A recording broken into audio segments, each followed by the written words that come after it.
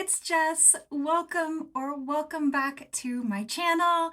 Today's video is going to be a little interesting because I'm actually doing a tag video today.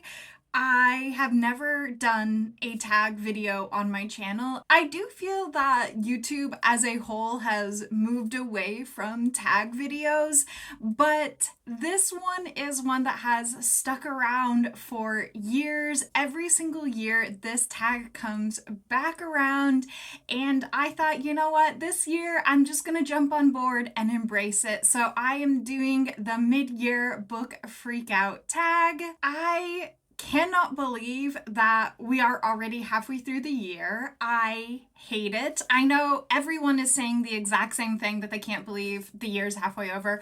But you know what? Like, it's true. Is it cliche? Yes. But it's also true that, like, time is flying by way too fast. I hate it. I'll leave all the information about this tag and all of the questions in the description box in case you also want to participate and do this tag. So far, I have read a total of 32 books, I believe, and it has been an amazing reading year overall. So now I'm gonna share some of the best books that I have read so far this year. The very first question is, what is the best book that you've read this year? And to be perfectly honest, there are quite a few answers to this question. However, in an effort to be fair, every single question in this tag will have a different book as an answer. I'm not double dipping, and I'm also not allowing myself to pick multiple books from the same series. Even though there are a ton of books that I consider to be new favorites that I've read this year, I'm going to go with Yellow Face by R.F. Kuang. Now, there definitely is some recency bias with this book since I just read it this month. I just put out a vlog last week where I read this book. This was one of my most anticipated releases for the entire year, and it absolutely lived up to the hype. I love this. I gave it 5 stars. I think it is so fascinating and creative and interestingly written. I think it's compulsively readable. This is a book that follows 2 authors, Athena and June. Basically, they went to college and were in the same writing program together. Since graduating, Athena has become a literary darling. She took the book world by storm. She has published 3 books. All of them are bestsellers. June has not had the same success. Her debut novel flopped. Her publicist and her agent don't really care about her or give her any time of day until one night June is out celebrating with Athena and a tragic accident occurs and Athena dies, and June steals her last manuscript and publishes it as her own novel. I would say this book is primarily literary fiction. There are some thriller aspects to this book that I really enjoyed, and while I was reading this, it gave me actual real anxiety, which, I mean, I already have anxiety, so it's not hard to give me anxiety. Like, my brain's basically always worried about something, but it isn't every single book that can actually manifest my feelings of anxiety, and I think that this book really did a great job doing that, and that's where some of the thriller aspects come into it. But I don't necessarily recommend this as a thriller. I do recommend this as a literary fiction novel. It's fantastic. June is such an unlikable main character, but at the same time, she's so entertaining, and it's both repulsive to be in her brain at times, but also compelling. Like, there's just something about this book that just like has you really flipping the pages. And I also think that June is definitely a character that we've all met in real life, and she sucks. But what's really so fascinating about this book is that even though June is so terrible, there's certain points in the novel where R.F. Kuang really gets you to empathize with her and acknowledge that even though June sucks, even though she's a terrible person, she does have a point about certain things. I think it's just so interesting that R.F. Kuang can build this character that you acknowledge is so shitty, and at the same time, you can feel empathy for this terrible person. It just goes to show how good of an author R.F. Kuang is. I loved this book.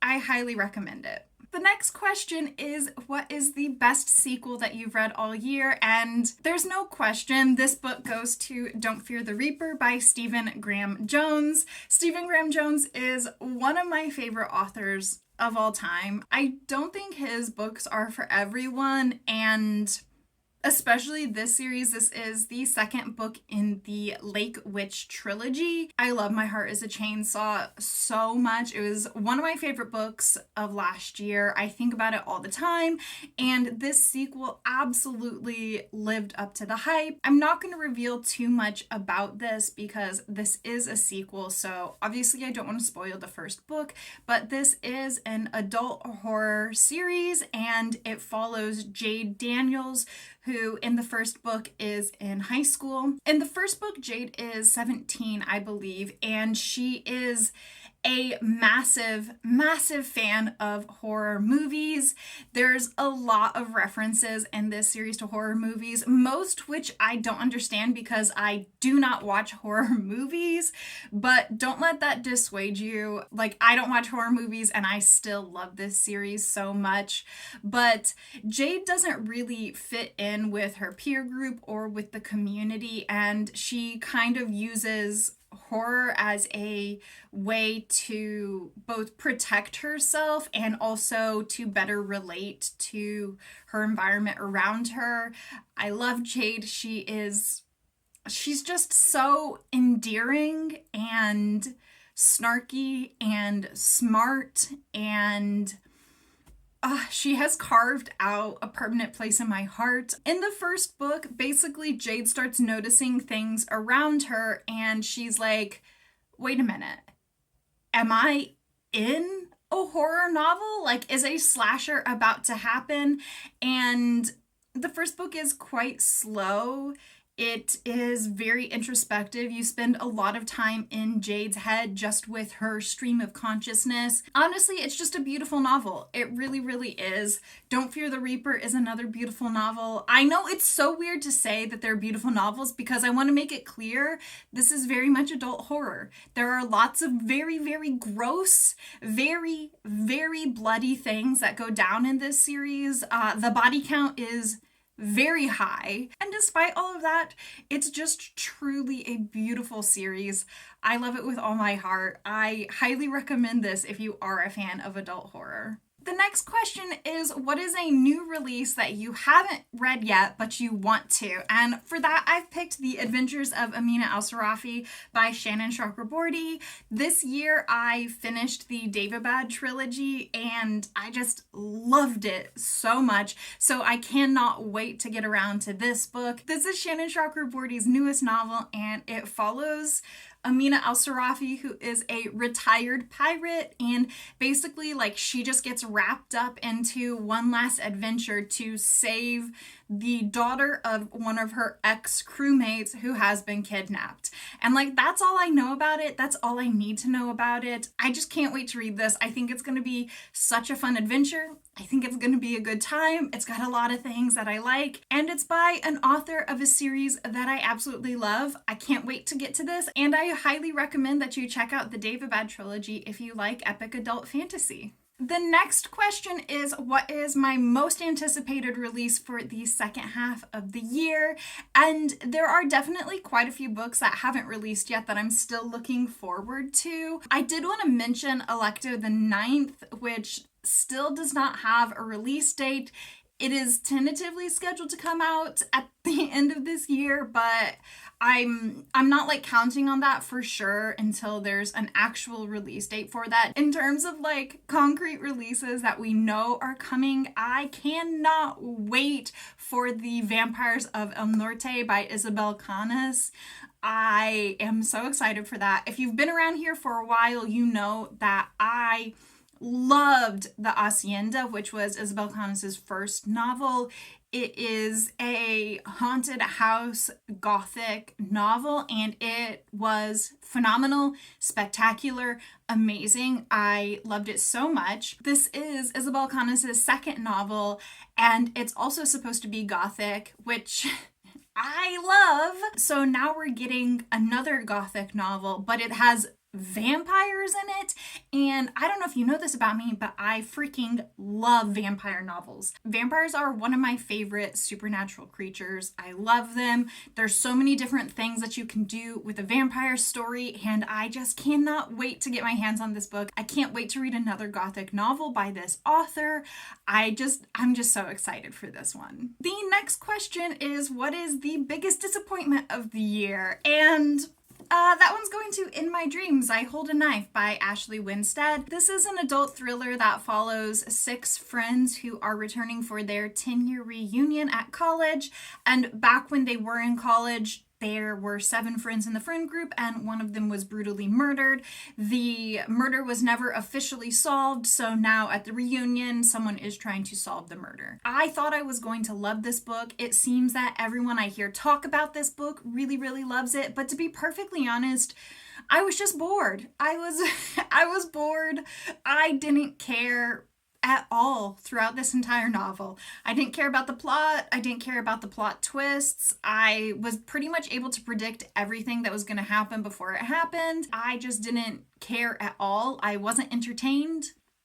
And it was a miss. I'm not going to dissuade anybody from reading this book because it is massively popular and so many people love this and rank it as one of their favorite thrillers ever. So, I mean, you do what you want to do, but I'm never going to personally recommend this book because I think it's boring. Sorry. Now, the flip side of the biggest disappointment, the next question is, what is the biggest surprise I have read this year? And for that, I'm going with The Return of the King by none other than Tolkien. This is the 3rd book in the Lord of the Rings trilogy. Now, I knew that I was going to like this book before I read it, so me enjoying and liking this book were not a surprise. What was a surprise was how much I liked this book. This book exceeded my expectations in every way imaginable. Not all classic fantasy stands the test of time, if we're being honest.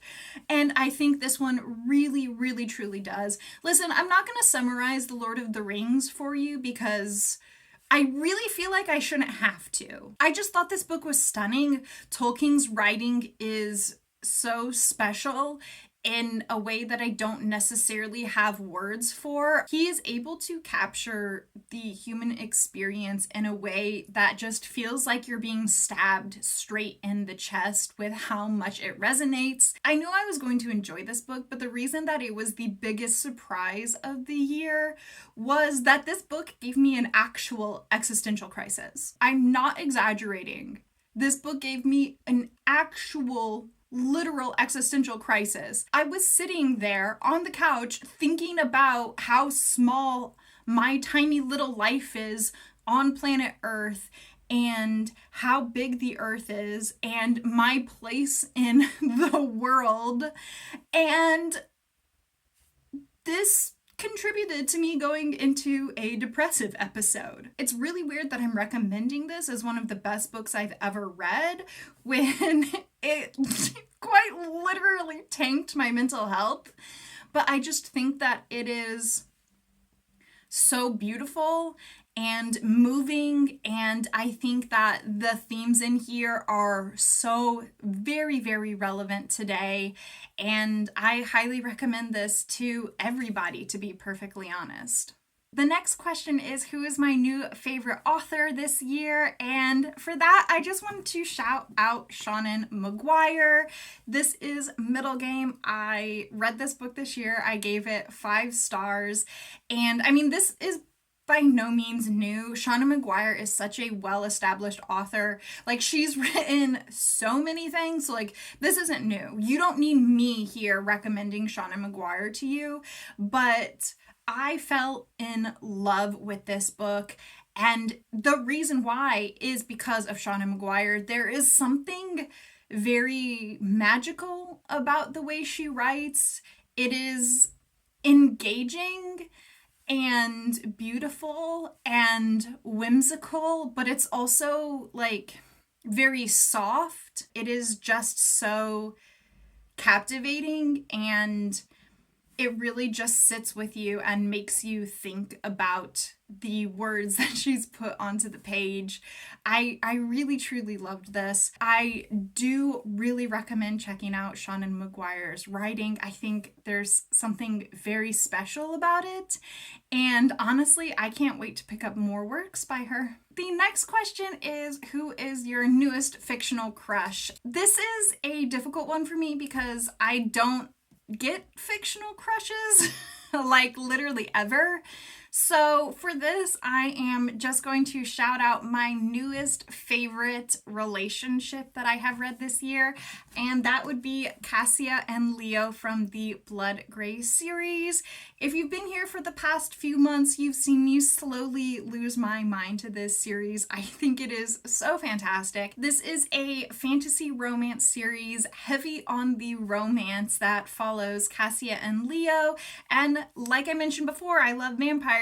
Leo is a vampire. Cassia is the bastard daughter of a not so great king. The two of them meet when Leo is sent with a diplomatic envoy to have peace talks between their two nations, and they just have one of the cutest and best relationships that I have ever read. This book is just escapism. Like escapism, serotonin, butterflies, smiling on the couch. I love it so very, very much. It is just so heartwarming and it's so cute, and I cannot get enough of these two characters together. The next question is, who is your newest favorite character? And for that, I'm also shouting out a brand new read. I just finished this like a week and a half ago. This is Jade City by Fonda Lee, and listen, I love Hilo.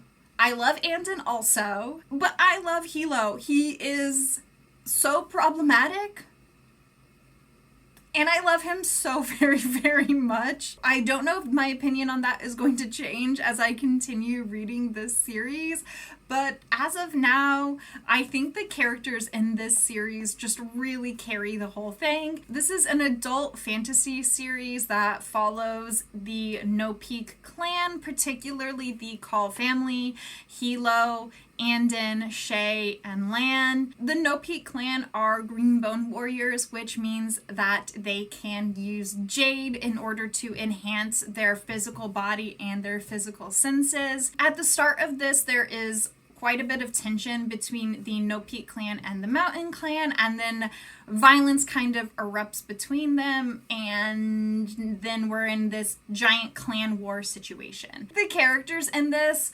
are so real and so vivid, and I really think that they carry this series. I mean, obviously I've only finished the first book, but I love it. Is Hilo problematic? Yes. Do I love him anyways? Absolutely.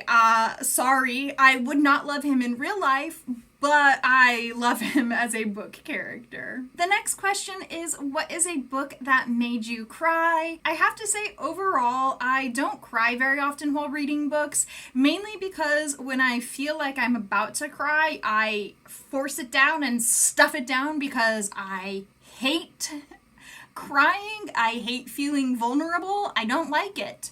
So I don't let it happen. However, there have been a couple books that made me cry this year, and I have decided to show you Fool's Errand by Robin Hobb. This is the first book in the Tawny Man trilogy, and let me make it clear, I cried in multiple books in this series. That's why this one is taking on this question, because this is a series that made me cry like 5 separate times. It is amazing and fantastic, and I love it, and one of my favorite series of all time. Outstanding masterpiece of an adult epic fantasy. It also ripped my heart out and stomped on it multiple times. Robin Hobb is one of my favorite authors ever, and I would honestly love to talk to you about this series, but unfortunately I can't. This is the first book in the Tawny Man trilogy by Robin Hobb. However, it is book 7 in her Realm of the Elderling series, and you do have to read them in order. It is important, and all I can really say about this is that you follow Fitz and the Fool, and that's it. I can't tell you anything else, and I will give away massive spoilers for the first series and mild spoilers for the second series. Honestly, just go buy the entire Farseer trilogy and read all of them this weekend, and you can thank me later, and then when you're crying over this book, then we can talk about it. Now, the flip side to what is a book that made you cry is what is a book that made you happy. For that, I've picked Fruits Basket. This is volume 11 because this is the volume that I've read this year. This is a reread for me. If you want a wholesome slice of life manga that will just make you smile every single time you read it, that is lightly fantastical, that is about found family, blood family, friendship, love, romantic and platonic, then this is the series for you. I've talked about this so many times. This is one of my favorite series growing up, and I've been rereading it again over the last year and a half, and I just can't get over it. I love this series. Every single time I read a volume, I have a massive smile on my face. It makes my heart feel so warm and full. It's fantastic. Please check out this series. The next question is, what is the most beautiful book that you have acquired this year? To be perfectly honest, I have acquired a lot of beautiful books this year, and I am someone who likes to collect books. I do like to collect beautiful editions of books, but I am going to shout out particularly The Last Tale of the Flower Bride by Roshani Chokshi. I just think this cover is so stunning. I love the blue and the yellow combined. I love the illustration. I just really think this is beautiful, and I personally don't think the North American cover gets enough love compared to the EU cover. I just think that this is stunning, and also this is a reminder for me to read this book because this was one of my most anticipated books of the year. Did I read it yet? No. Do I have an excuse? No, I'm just a busy girl, okay? What can I say? I will try to hold this up. I just think it is stunning. It is so beautiful. I can't wait to read this book. Okay, we are at the second to last question, which is, what is a book that you need to read by the end of the year? To which I say, take your pick. I've got over 100 of them. There are so many books that I need to read. I will never have the time for this, but I did pick an answer, and that is The Great Hunt by Robert Jordan. This is the second book in the Wheel of Time series, and I desperately need to read this. This is an adult high epic fantasy series. It is considered a fantasy classic. Honestly, I don't have time to really tell you what the Wheel of Time is about because this video will be way too long if I do that. However, this is a series that I really desperately want to read, but it is also very intimidating because it's so well beloved and it's such a long series. It's 14 books and all of them are massive. And every time I look at my bookshelf and I realize that I'm only on book 2 of 14, it just feels so overwhelming. This is basically my own way of calling myself out and being like, Jessica, you need to make progress in this series. You want to read it. You bought all of the books in the series. Was that a mistake? Probably, but now you gotta buckle down and read some of them. I honestly don't think I'm gonna finish this series anytime soon, but I really, really would like to read the second book before the end of the year. And then the last question is, what is your favorite book to movie adaptation that you've seen this year? And I'm gonna be honest, I have not seen any book to movie adaptations this year. I don't watch very many movies. So for this question, I wanted to give a shout out to the TV show Anne with an E, which is based off of one of my all-time favorite books, Anne of Green Gables. I truly love Anne with an E. I think it was so perfectly cast and directed and shot, and it is just, in my opinion, a masterpiece. If you like Anne of Green Gables, you have to watch Anne with an E. Anne is one of my favorite literary characters of all time. I really resonated with Anne when I was a kid and I read Anne of Green Gables for the first time, and she's just a really important, special character to me, and I think Anne with an E is such a beautiful and moving adaptation of the series and the book, and I highly recommend it. So there you go. That is the mid-year book freakout tag. Thank you so much for hanging out with me today. I really, really appreciate it. I hope you had a good time here. If you did, please consider subscribing. I hope that you stay safe this week. I hope you stay hydrated and wear your sunscreen. It is getting really, really hot out this summer, and I'll see you in my next video. Goodbye.